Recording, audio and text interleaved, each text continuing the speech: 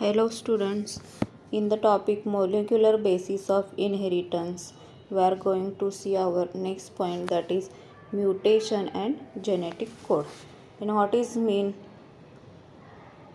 of the mutation?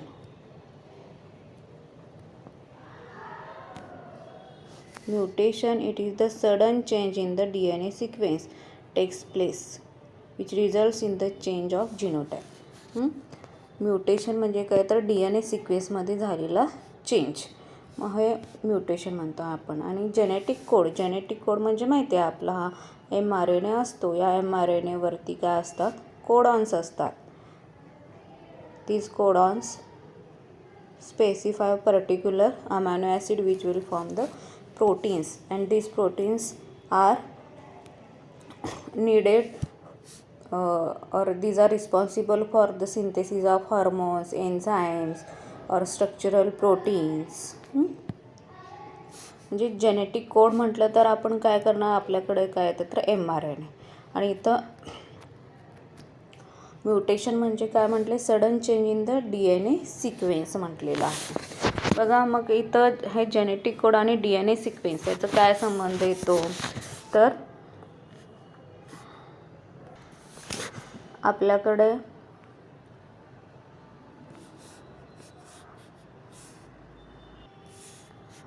हा DNA आहे. या DNA वरती जे ट्रान्सक्रिप्शन होत आहे ते ट्रान्सक्रिप्शन DNAच्या एका स्ट्रँडवरती होत असते. मग आपला हा RNA आहे. हा RNA कधी मिळणार आहे, ज्या या DNA वरती कॉम्प्लिमेंटरी न्यूक्लियोटाइड असणार आहेत. म्हणजेच काय, इथं A आहे याचा अर्थ DNA वरती RNA वरती A आहे याचा अर्थ DNA वरती काय असणार आहे, A पेअर्स विथ U. ते U आहे, U pairs with A.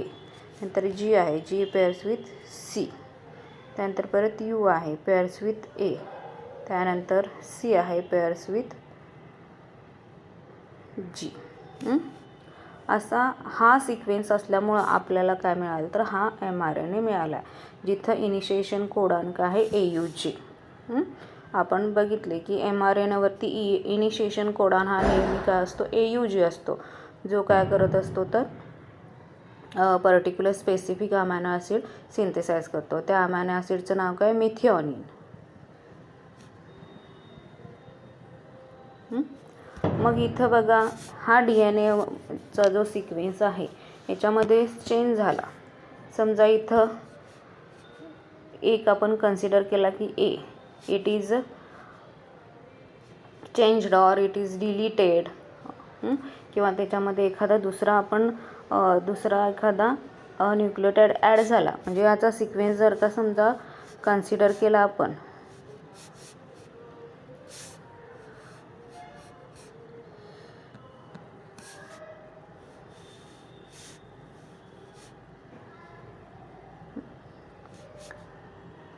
UG म्हणजे इथं Aच्या ऐवजी G असेल तर ट्रान्सक्रिप्शनमध्ये हा जो mRNA तयार होणार आहे तो तयार होणार का, नाही होणार. तर इथं कुठला mRNA तयार होणार, U pairs with A, G pairs with C. म्हणजे हा mRNA आपल्याला मिळणार आहे सुरुवातीला ACC. मग ह्या mRNA वरती पुढची प्रोसेस होणार का, नाही होणार. पुढची म्हणजे ट्रान्सक्रिप्शन नंतर ट्रान्सलेशन होत असते. ही प्रोसेस होणार का, तर नाही होणार. कारण ट्रान्सलेशनमध्ये इनिशिएशन कोडा हा नेहमी कुठला पाहिजे तर AUGच पाहिजे. त्यामुळे ट्रान्सलेशनची प्रोसेस त्या mRNA वरती होणार नाही. That is the relation between the DNA and the genetic code which is present on the mRNA. मग त्यामुळं काय होणार आहे तर DNA सिक्वेन्समध्ये जर चेंज झाला तर त्याचं रिलेशन कशाशी असणार आहे, जेनेटिक कोडशी असणार आहे. त्यामुळं इथं AUG सिंथेसाइज नाही झाला तर पुढं ट्रान्सलेशन होणार नाही, आणि ट्रान्सलेशन नाही झालं तर प्रोटीन सिंथेसिस होणार नाही. That is the mutation and genetic code. म्हणजेच काय तर जेनेटिक DNA सिक्वेन्स न्यूक्लियोटाइड सिक्वेन्समध्ये चेंज झाला तर जेनेटिक कोडमध्ये सुद्धा काय होणार आहे, चेंज होणार आहे. आणि त्यामुळं काय होणार आहे, it results in the change in the genotype. आणि जिनोटाईप चेंज झाला तर त्या ऑर्गॅनिझमचं कॅरेक्टर पूर्णपणे काय होणार आहे, चेंज होणार आहे. मग या म्युटेशनमुळं काय होतं बघा, it results in variation and evolution. Variation म्हणजे काय, विविधता, डिफरन्स.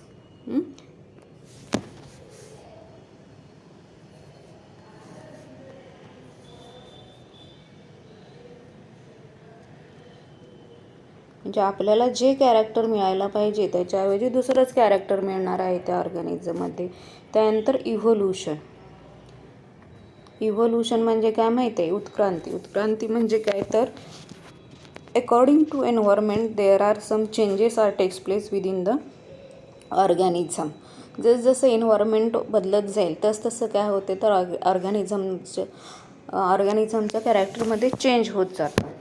मग हा चेंज कसा असतो तर फेवरेबल. समजा फेवरेबल चेंज नाही झाला तर तो पर्टिक्युलर ऑर्गॅनिझम त्या पर्टिक्युलर एन्व्हायरमेंटमध्ये जिवंत राहू शकत नाही.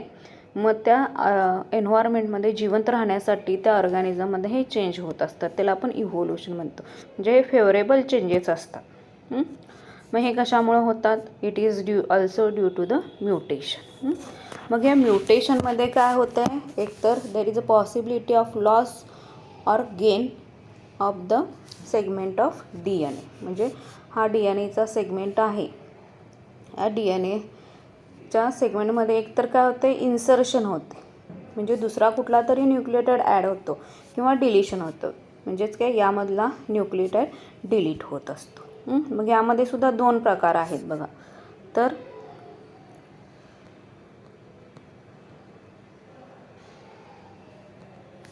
If there is a change in the only single nucleotide. समजा यामधला एखादा न्यूक्लियोटाइड त्याचं डिलिशन किंवा एखादा न्यूक्लियोटाइड याच्यामध्ये इन्सर्ट झाला तर त्याला काय म्हणायचं, point mutation. Change in the single base pair. म्हणजे एच्या ऐवजी समजा इथं यू ॲड झाला किंवा ए डिलीट झाला किंवा ह्या सिक्वेन्समध्ये आता AUJ यामध्ये एखादा ॲड झाला, यू आणि सीच्या मध्ये समजा G ॲड झाला, इन्सर्शन. म्हणजे सिंगल बेस पेअर जर का ॲड झाला तर त्याला काय म्हणायचं, पॉईंट म्युटेशन. त्याचं एक्झाम्पल काय, सिकल सेल ॲनिमिया. आणि समजा हा आपला DNA सेगमेंट आहे, ह्या सेगमेंटवरती या पूर्ण सेगमेंट जो आहे त्याच्यावरती जेवढे बेस पेअर्स आहेत, म्हणजे एकापेक्षा जास्त बेस पेअर्स असतील, ते जर का डिलीट झाले किंवा पूर्ण एक सेगमेंट त्याच्यामध्ये इन्सर्ट झाला, ॲड झाला, तर त्याला काय म्हणायचं, फ्रेम शिफ्ट म्युटेशन और deletion mutation. That is the mutation and genetic code. Mutation, it is the sudden change in the DNA sequence that takes place and it results in the change in the genotype and also change in the character. Then result त्यामुळे काय होऊ शकते तर variation आणि evolution आपल्याला बघायला मिळते. मग यामध्ये 2 प्रकार काय होते, एकतर लॉस होतो म्हणजे बेस पेअर्स निघून जातात किंवा इन्सर्शन किंवा बेस पेअर्स ॲड होत असतात. हे 2 प्रकारचे आहे. सिंगल बेस पेअर जिथं होतं म्हणजे एखादाच न्यूक्लियोटाइड ॲड किंवा डिलीट होतो तिथं त्याला पॉईंट म्युटेशन म्हणायचं. त्याचं एक्झाम्पल आहे सिकल सेल ॲनिमिया. आणि जिथं पूर्ण DNA सेगमेंट ॲड किंवा डिलीट होतो त्याला काय म्हणायचं, frame shift mutation. Frame shift mutation म्हणजे काय बघा, तर फ्रेम शिफ्ट का म्हटलं आहे, आता हा आपण DNAचा सेगमेंट घेतला किंवा RNAचा सेगमेंट आपण घेतला, तर समजा इथला हा पूर्ण सेगमेंट जो आहे हा डिलीट झाला.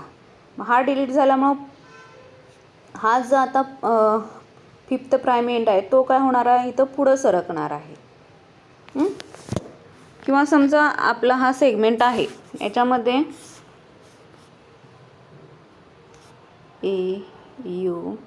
AUC याच्यामध्ये आणखीन एखादा सुरुवातीला DNA सेगमेंट ॲड झाला 5 प्राइम एंडला, त्याचं सिक्वेन्स वेगळा आहे, तर काय होणार आहे, हा जो सिक्वेन्स आहे आपला सुरुवातीचा तो पुढं ढकलला जाणार आहे. म्हणून त्याला काय म्हटलं आहे, frame shift mutation. That is the mutation and genetic code. त्यानंतर नेक्स्ट पॉईंट आपण बघणार आहे tRNA the adapter molecule. tRNA जो आहे हा ॲडॅप्टर मोलिक्यूल आहे. मला ॲडॅप्टर मोलिक्यूल का म्हटलं तर किंवा tRNA हा जो आहे हा आपण कशामध्ये तर ट्रान्सलेशनमध्ये यूज करणार आहे. मग ट्रान्सलेशनमध्ये याचं काय काम आहे बघा. tRNAचं स्ट्रक्चर कसं असते मागच्या वर्षी आपल्याला झालेलं आहे. तर या tRNAच्या स्ट्रक्चरमध्ये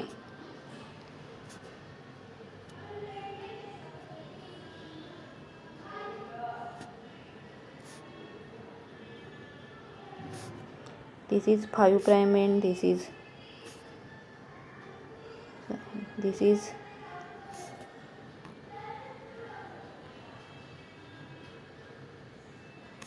3 prime end, this is 5 prime end.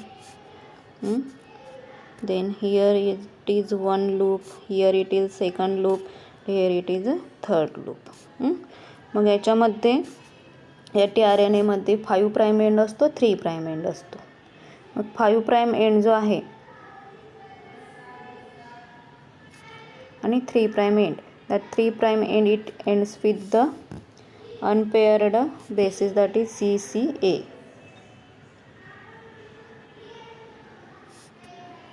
त्यानंतर याच्यामध्ये 3 लूप्स असतात. या 3 लूप्समध्ये हा जो खालचा लूप असतो त्याला काय म्हणतो आपण अँटीकोडॉन लूप. अँटीकोडॉन लूप म्हणजे काय तर नॉर्मली आपण बघतो जनरली की RNA जो आहे सिंगल स्टँडर्ड असतो आणि त्याच्यावरती काय असतात कोडॉन्स असतात म्हणजे जेनेटिक कोड. मग ह्या tRNA वरती काय असते बघा, त्या tRNA वरती अपोजिट साईडला अँटीकोडॉन लूप जो आहे त्याच्या अपोजिट साईडला हे 3 कोडॉन्स असतात. हे कोडॉन्स जे आहेत these are opposite to the codons. म्हणजे आता कोडॉन्स जे आहेत त्याला अपोजिट असणारे कोडॉन्स या लूपवरती असतात म्हणून त्याला काय म्हटलं अँटीकोडॉन लूप. म्हणजे समजा इथं AUG असेल तर ह्या अँटीकोडॉन लूपवरती काय असणार आहे UAC. हा न्यूक्लियोटाइड किंवा हे बेस पेअर्स असणार आहेत म्हणून त्याला काय म्हटलं अँटीकोडॉन लूप. त्यानंतर 3 प्राइम एंड जो आहे CC एंड हा काय असतो बघा, it is amino acid acceptor end. म्हणजेच तिथं काय होते तर अमायनो ॲसिड बाइंड होत असतो. असा हा आपला tRNA असतो. या tRNAला ॲडॅप्टर मोलिक्यूल का म्हटलं तर बघा इथे हे जे अँटीकोडॉन्स आहेत हे अँटीकोडॉन्स काय करत असतात, काय करतात बघा इथं दाखवले तुम्हाला डायग्राममध्ये. हा अँटीकोडॉन लूप आहे, हा काय आहे mRNA आहे. मग हे अँटीकोडॉन काय करतात, हे mRNA वरती हे जे कोडॉन्स आहेत हे कोडॉन्स म्हणजे काय असतात, it is a coded information.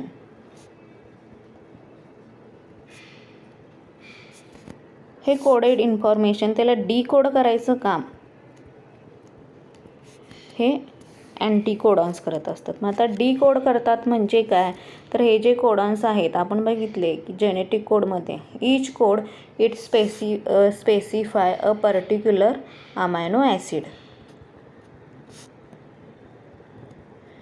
मग हे अँटीकोडॉन tRNA वरची हा पर्टिक्युलर कोडॉन रीड करतात आणि तिथून काय करतात तर तो स्पेसिफिक अमायनो ॲसिड फॉर्म करत असतात.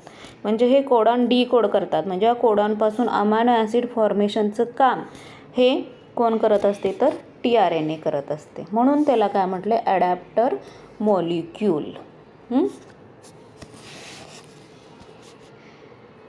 दिस is the tRNA the adapter molecule. The tRNA will read the codons on the mRNA and responsible for the formation of amino acid. From this amino acid the polypeptide chain is formed. From that polypeptide chain protein is synthesized. म्हणून काय म्हटले तर tRNA is the adapter molecule. त्यानंतर आपण आपला next point बघणार आहे that is a translation. This is the second step of protein synthesis.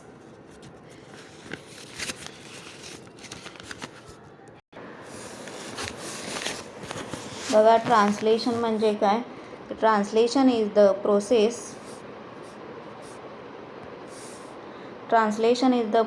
of translating the sequence of mRNA to the sequence of amino acid during protein synthesis. म्हणजे हा mRNA आहे, या mRNA वरती codons आहेत,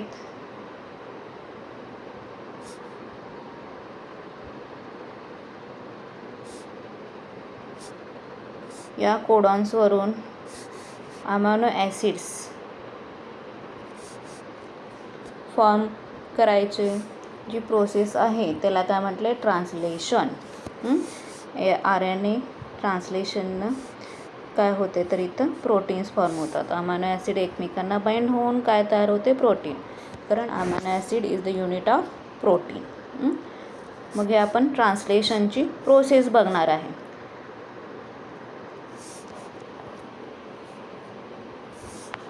बघा ट्रान्सलेशनसाठी आपल्याला काय काय लागते.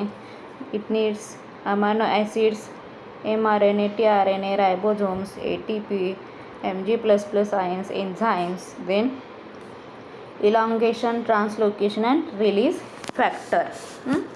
तर काय काय लागतं आपल्याला, अमायनो ॲसिड्स आपण बघितलं की amino acids these are already present in to the cytoplasm,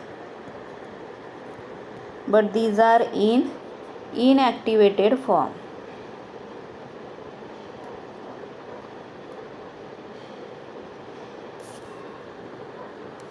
काय असतात ते, सायटोप्लाझममध्ये already there are 20 types of amino acids are present in the body of the organism, within the body of organism, but in cytoplasm they are present in the inactive form. त्यानंतर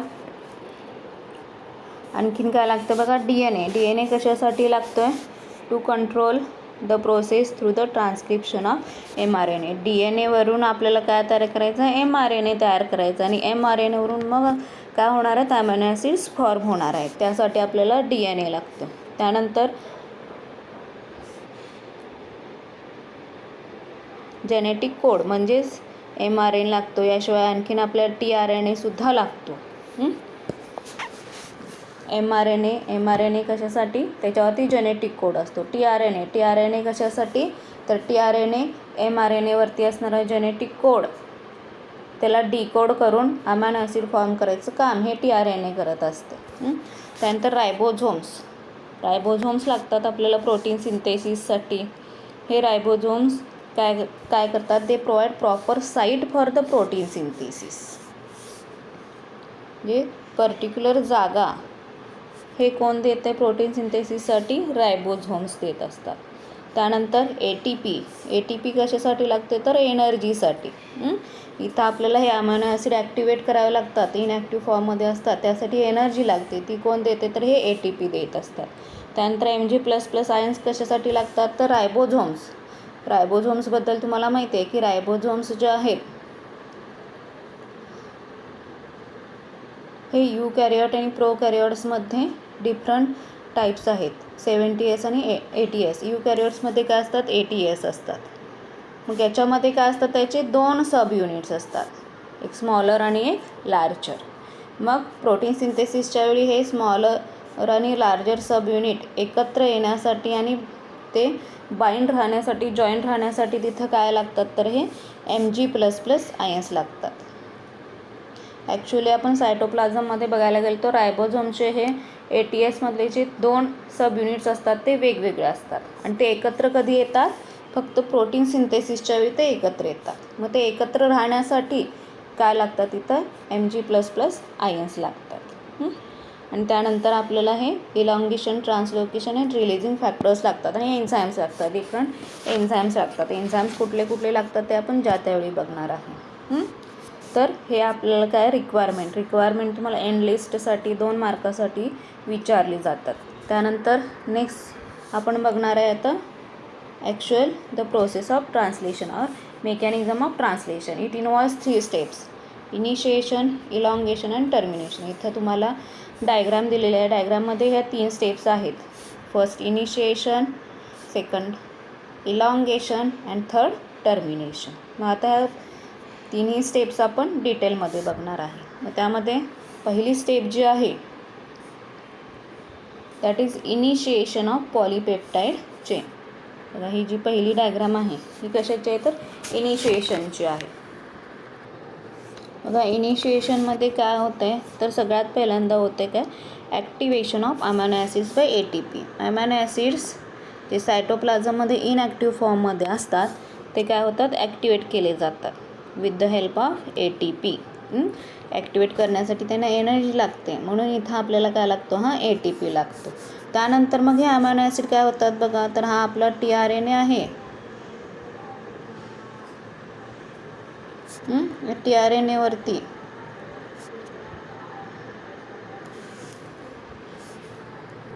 हा जो 5 prime end आहे CCA end आपण त्याला काय म्हटलं आहे amino acid acceptor end म्हटलेला आहे. तिथं हा अमायनो ॲसिड काय होतो आहे बाइंड होतो आहे. आणि इथं एक कॉम्प्लेक्स तयार होतो त्याला म्हटलं जातं tRNA अमायनो ॲसिड कॉम्प्लेक्स. मग पहिल्यांदा हा कॉम्प्लेक्स फॉर्म होत असतो tRNA अमायनो ॲसिड कॉम्प्लेक्स. काय होतं याच्यामध्ये अमायनो ॲसिड ॲक्टिवेट केले जातात आणि तो amino acid acceptor end of tRNA जो आहे त्याला बाइंड होतो. मग हा कॉम्प्लेक्स तयार होतो. मग हा कॉम्प्लेक्स तयार झाल्यानंतर पुढची स्टेप काय बघा the smaller sub unit of ribosome binds to the mRNA at 5 prime end. हा आपला mRNA आहे. mRNAचा 5 प्राइम एंड आणि 3 प्राइम एंड. mRNAच्या 5 प्राइम एंडला नेहमी इनिशिएशन कोडॉन असतो तो कुठला असतो AUG आणि 3 प्राइम एंडला स्टॉप कोडॉन असतो UAG किंवा UAA किंवा UGA. काय होते बघा मग तर हा जो कोडॉन आहे फर्स्ट इनिशिएशन कोडॉन AUG इथं सगळ्यात पहिल्यांदा रायबोझोमचा स्मॉलर सब युनिट बाइंड होतो. Smaller sub unit of ribosome असं आहे. ॲक्टिवेशन झाल्यानंतर इनिशिएशन कोडॉनला smaller sub unit of ribosome it binds. मग हा स्मॉलर सब युनिट बाइंड झाल्यानंतर काय होते तर हा tRNA जो आहे इनिशिएटर tRNA हा काय होतो that initiator tRNA it binds with the codon AUG. हा AUGला बाइंड होतो. दॅट tRNA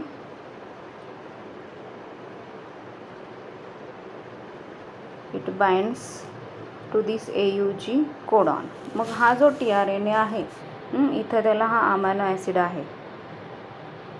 ह्या tRNA वरती अँटीकोडॉन्स कुठले असणार आहेत AUGला कॉम्प्लिमेंटरी म्हणजे UAC म्हणजे हा UAC अँटीकोडॉन असणारा tRNA it binds with the codons AUG on the mRNA by the hydrogen bond. दोन्हीमध्ये कुठला बॉन्ड असतो तर हायड्रोजन बॉन्ड असतो. त्यानंतर मग हा जो tRNA आहे हा tRNA वरती हा जो त्याच्या 5 प्राइम एंडला अमायनो ॲसिड बाइंड झालेला असतो तो कुठला असतो मिथिओनिन. इन यूकॅरियोट्स आणि एन फॉर्मल मिथिओनिन इन प्रोकॅरियोट्स. मग हा बाइंड झाल्यानंतर लगेच काय होतं इथं तर रायबोझोमचा जो लार्जर सब युनिट असतो that larger sub unit bind to the smaller sub unit with the help of Mg++ ions.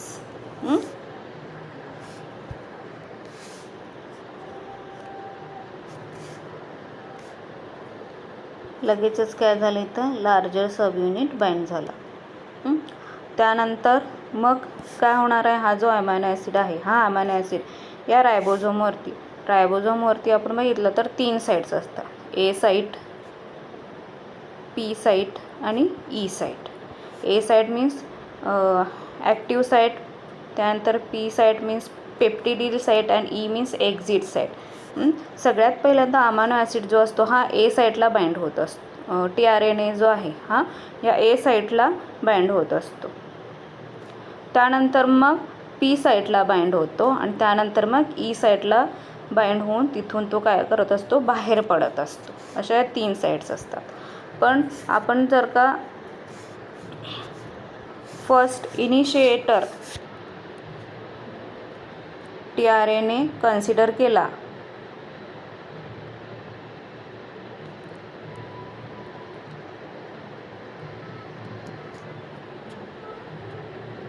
हा इनिशिएटर TRNA काय होतं बघा, तर ह्या रायबोझोम बाइंड झाल्यानंतर याच्या सगळ्यात पहिल्यांदा पी साईटला बाइंड होतो.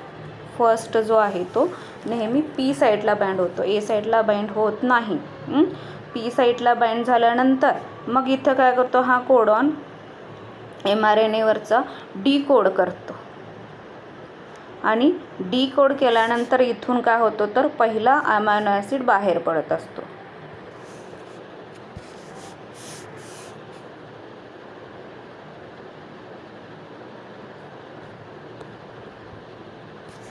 इथून पहिला अमायनो ॲसिड बाहेर पडतो. आणि अशा प्रकारे काय होते, तर इनिशिएशन ऑफ पॉलीपेप्टाईड चेन. काय काय होते बघा, तर आपल्याकडे mRNA आहे, त्यानंतर TRNA आहे. अमायनो ॲसिड जे आहेत हे अमायनो ॲसिड ऑलरेडी सायटोप्लाझममध्ये प्रेझेंट असतात. त्यांचं काय केलं जातं, ॲक्टिवेशन केलं जातं with the help of ATP. त्यानंतर मग हा अमायनो ॲसिड जो आहे हा TRNAच्या 5 प्राईम एंडला काय होतो, बाइंड होतो आणि काय तयार होते, कॉम्प्लेक्स तयार होतं, TRNA अमायनो ॲसिड कॉम्प्लेक्स. त्यानंतर हा mRNA जो आहे हा mRNA या mRNAवरती initiation codon which is present at the 5 prime end त्याला पहिल्यांदा काय होते, स्मॉलर सब युनिट बाइंड होते. मग स्मॉलर सब युनिट बाइंड झाल्यानंतर जो पहिला TRNA कॉम्प्लेक्स आपला तयार झालेला आहे हा TRNA कॉम्प्लेक्स काय होतं, तर त्याचे जे अँटीकोडॉन्स असतात कुठले बघा, UAC with the anticodon UAC it binds to the codon AUG present on the mRNA by the hydrogen bond. त्यानंतर मग आपण बघितलं तर कुठलीही ट्रान्सलेशनची प्रोसेस असू दे त्याच्यामध्ये सुरुवातीला जो अमायनो ॲसिड फॉर्म होतो तो कुठला असतो, तर मिथिओनिनच असतो युकॅरियोट्समध्ये, आणि प्रोकॅरियोट्समध्ये एन फॉर्मिल मिथिओनिन असतो. त्यामुळं AUGला बाइंड झाल्यानंतर इथून काय होणार आहे, सगळ्यात पहिला जो अमायनो ॲसिड तयार होणार तो मिथिओनिनच असणार आहे. मग त्या अगोदर काय होते बघा, अमायनो ॲसिड फॉर्म व्हायच्या अगोदर इथं हा स्मॉलर सब युनिट बाइंड झाला आहे. त्यानंतर TRNA with anticodon UAC it binds to the codons AUG on mRNA. त्यानंतर काय होतं, मग हा लार्जर सब युनिट जो आहे हा लार्जर सब युनिट बाइंड होतो mRNAवरती या स्मॉलर सब युनिटला. त्यानंतर रायबोझोमवरती 3 साईट्स असतात, ए साईट, पी साईट आणि ई साईट. सगळ्यात पहिल्यांदा TRNA जो आहे ए साईटवरती बाइंड होत असतो, पण इनिशिएशनमध्ये एक्सेप्शन आहे की हा डायरेक्ट पी साईटला बाइंड होतो TRNA. आणि TRNA पी साईटला बाइंड झाल्यानंतर मग AUG आणि UAC याच्यामध्ये बाइंडिंग होऊन पहिला अमायनो ॲसिड बाहेर पडतो, तो म्हणजे कुठला, मिथिओनिन. अशा प्रकारे काय होत असते, तर इथं फर्स्ट अमायनो ॲसिड बाहेर पडतो आणि इनिशिएशन ऑफ पॉलीपेप्टाईड चेन होत असते. मग इथं डायरेक्ट पी साईटला बाइंड झाल्यामुळे TRNA ए साईट काय होते, तर इट रिमेन्स व्हॅकंट. अशा प्रकारे ही पॉलीपेप्टाईड चेन इनिशिएशन होते. त्यानंतर नेक्स्ट स्टेप जी आहे that is elongation of polypeptide chain. मग पॉलीपेप्टाईड चेनचं इलॉंगेशन कसं होतं बघा, ही सेकंड जी डायग्राम आहे ही इलॉंगेशनसाठी दिलेली आहे. This is the elongation of polypeptide chain. इलॉंगेशनमध्ये काय होते बघा, तर इलॉंगेशनमध्ये काय होत असते, एकानंतर एक अमायनो ॲसिड्स ॲड होत जातात. इथं दाखवले बघा. TRNA काय करत जातं, mRNA वरती असणारे कोडॉन्स रीड करत जातो आहे आणि त्यानुसार काय होते, एकानंतर एक असे अमायनो ॲसिड्स फॉर्म होत जातात आणि मग हे अमायनो ॲसिड एकमेकांना बाइंड होतात आणि पॉलीपेप्टाइड चेन तयार होते आणि पॉलीपेप्टाइड चेनपासून काय तयार होत असते, प्रोटीन फॉर्म होत असते. मग या इलॉंगेशनमध्ये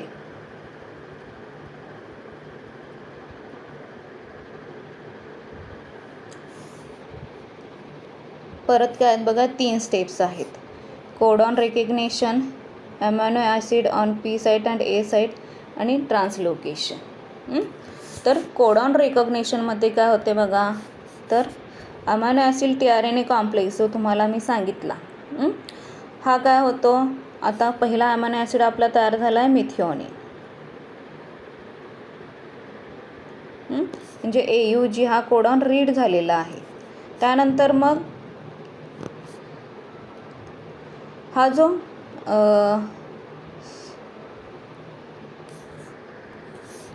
जो रायबोझोम असतो, हा काय होतो, AUG झाल्यानंतर AUGमधून मिथिन फॉर्म झाल्यानंतर पुढच्या कोडॉनला काय होतं, सरकतो.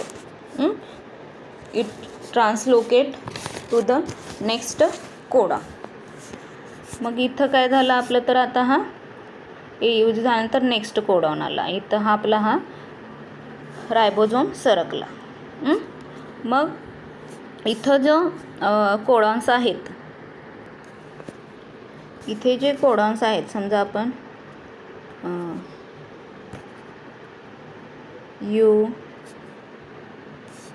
UGC घेतलं, त्याला स्पेसिफिक असणारा TRNA,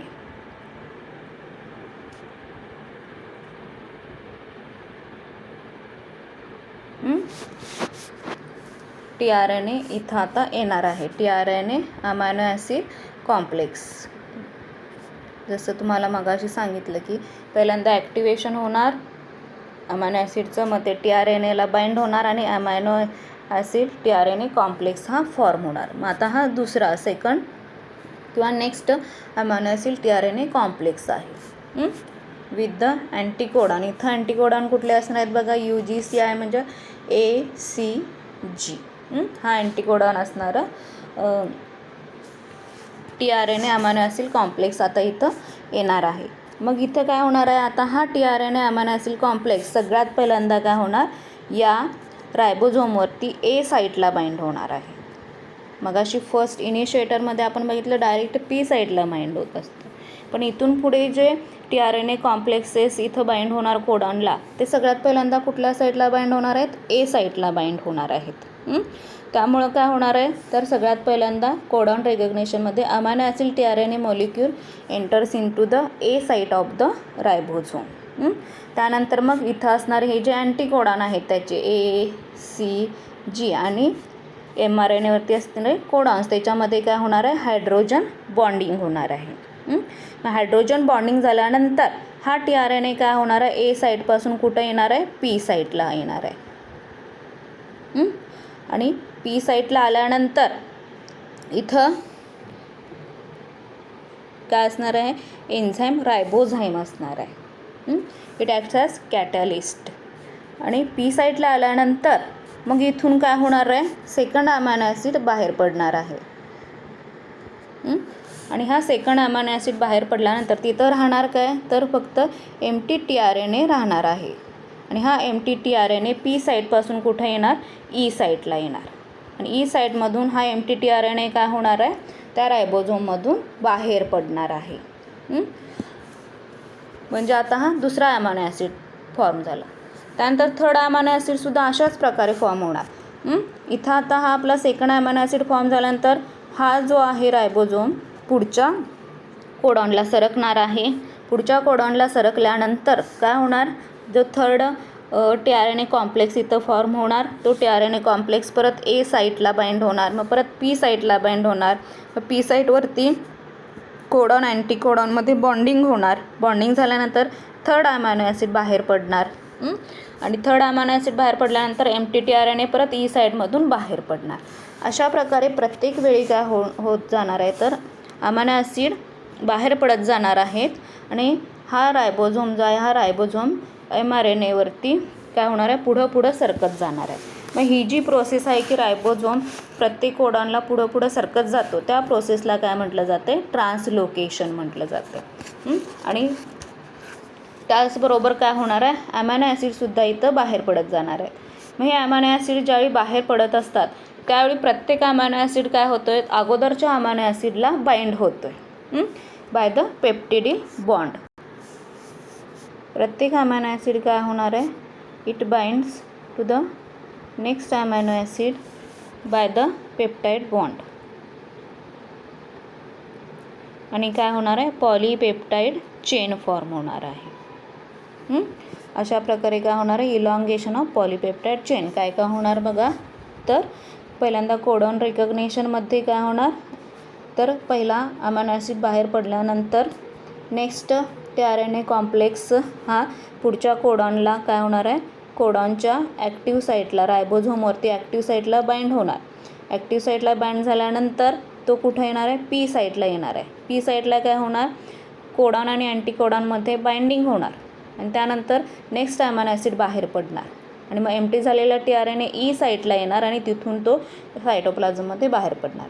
त्यानंतर परत काय होणार आहे, हा रायबोझोम नेक्स्ट कोडॉन इथं अमायनो ॲसिड जो फॉर्म झाला हा पहिल्या अमायनो ॲसिडला म्हणजेच मिथायोनिनला काय होणार आहे, त्या दोन्हीमध्ये बॉन्डिंग होणार, पेप्टाइड बॉन्ड फॉर्म होणार आहे.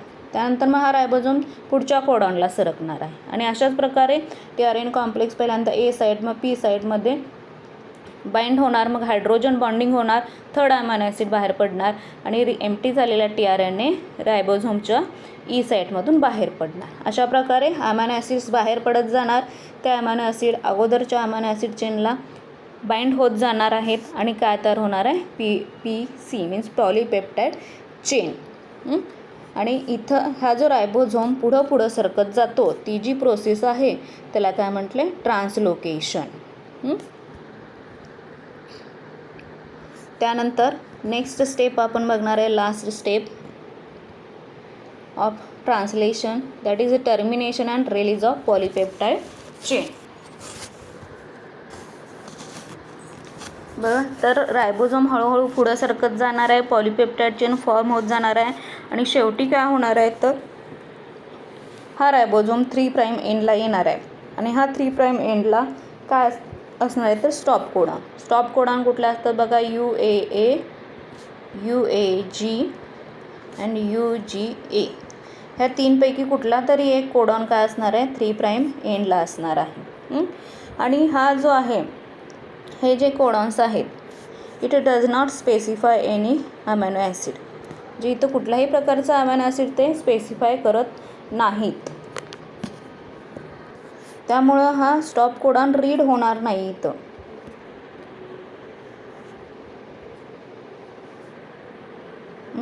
रीड होणार नाही, रीड न झाल्यामुळे अमायनो ॲसिड फॉर्म होणार नाही आणि तिथं काय होणार आहे, ती प्रोसेस जी आहे ट्रान्सलेशनची स्टॉप होणार आहे किंवा टर्मिनेट होणार आहे. मग स्टॉप कोडॉनला आल्यानंतर रायबोझोम कुठलाही अमायनो ॲसिड इथं फॉर्म होणार नाही किंवा tRNA जो आहे तर tRNA आणि tRNAच्या अँटीकोडॉन आणि mRNAवरती असणारा हा स्टॉप कोडॉन त्याच्यामध्ये बाइंडिंग होणार नाही. तर बाइंडिंग कशामध्ये होणार आहे, तिथं असणारा रिलीजिंग फॅक्टर आणि त्या स्टॉप कोडॉनमध्ये हे बाइंडिंग होणार आणि त्यामुळं तिथं काय होणार आहे, तर तिथं ही प्रोसेस टर्मिनेट होणार आहे. त्यानंतर मग इथं स्टॉप झाल्यानंतर जी पॉलीपेप्टाइड चेन फॉर्म झालेली असते ती इथून काय होते, रिलीज होते आणि कुठं जातं, सायटोप्लाझममध्ये जातं. त्याचबरोबर जे रायबोझोम्स असतात लार्जर आणि स्मॉलर सबयुनिट ते सुद्धा काय होतात, सेपरेट होतात आणि परत काय होतात, सायटोप्लाझममध्ये ते जातात. अशा प्रकारे काय होत असते, तर हे termination of polypeptide chain and release of polypeptide chain.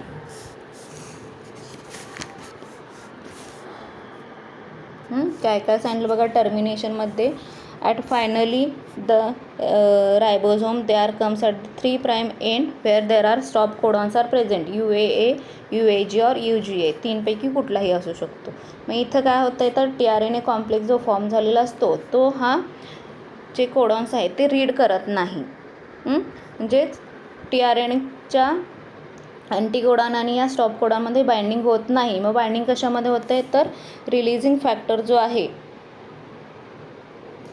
Releasing factor आणि स्टॉप कोडॉनमध्ये बाइंडिंग होते. त्यामुळं इथं अमायनो ॲसिडसुद्धा फॉर्म होत नाही आणि इथं ही प्रोसेस काय होते स्टॉप होत्या, टर्मिनेट होत्या. आणि मग त्यानंतर जी पॉलिपेप्टाईड चेन तयार झालेली असते ती काय होते, it is released in to the cytoplasm. त्यानंतर रायबोझोम्स जे असतात त्याचं स्मॉलर आणि लार्जर सब युनिटसुद्धा सेपरेट होतात आणि ते पण काय होतात, they are set free in to the cytoplasm. नंतर TRNA जो असतो तो सुद्धा काय होतो परत ह्याच्यामध्ये सायटोप्लाझममध्ये जातो. मग हा जो mRNA आहे या mRNAवरती 5' to 3' म्हणजे जिथं AUG आहे तिथून काय होणार आहे, ट्रान्सलेशनची प्रोसेस सुरू होणार आहे. आणि जिथं स्टॉप कोडॉन आहे 3पैकी 1 तिथं काय होणार आहे, स्टॉप होणार आहे ट्रान्सलेशनची प्रोसेस. मग ह्या mRNAवरती जो रिजन अनट्रान्सलेटेड राहिला म्हणजे तो कुठला region, before 5' end and after 3' end, ज्याचं ट्रान्सलेशन होत नाही त्याला काय म्हटलं जाते, untranslated regions. The UTRs are present at the both, 5' एंडला सुद्धा असतं, 3' एंडला सुद्धा असतो. 5' एंडला काय असतो, बिफोर द स्टार्ट कोडॉन आणि 3' एंडला कुठं असतो, आफ्टर द स्टॉप कोडॉन. अशा प्रकारे काय होतं आहे हे तर टर्मिनेशन होतं आणि तर ट्रान्सलेशनची प्रोसेस फॉर्म होता. मग या mRNAवरती जो अनट्रान्सलेटेड रिजन असतो, ट्रान्सलेटेड रिजन जो आहे त्याच्यापासून पॉलिपेप्टाईड चेन फॉर्म होते. पण जो अनट्रान्सलेटेड रिजन असतो mRNAवरती हा काय केला जातो, it is denatured by the nucleases. अशा प्रकारे ही ट्रान्सलेशनची प्रोसेस होत असते. त्याच्यामध्ये आपण 3 स्टेप्स बघितल्या, इनिशिएशन, इलॉंगेशन अँड टर्मिनेशन. याच्यावरती तुम्हाला लॉंग क्वेश्चन विचारला जातो विथ डायग्राम.